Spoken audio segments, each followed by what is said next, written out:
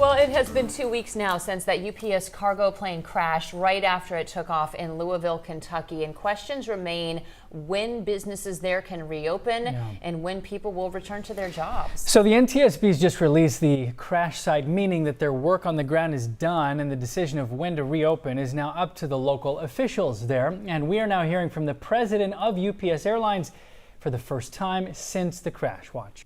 2 weeks after the UPS crash that killed 14 people, demolished buildings, and disrupted lives and businesses, cleanup and repairs continue slowly. While the NTSB has released the site, that doesn't mean that they've released the evidence. And every piece of that aircraft has to be found, collected, and packaged and taken away properly by the contractor that's on site doing that.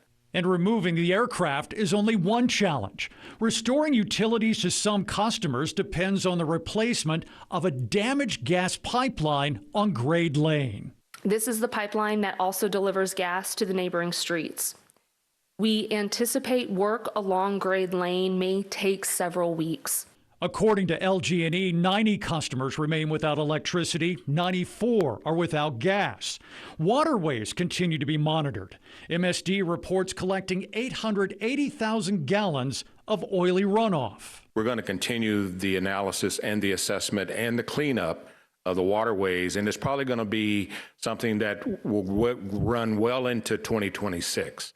In the meantime, the UPS fleet of MD-11 aircraft remains grounded. The reason for how Flight 2976 lost an engine and caught fire on takeoff is not clear.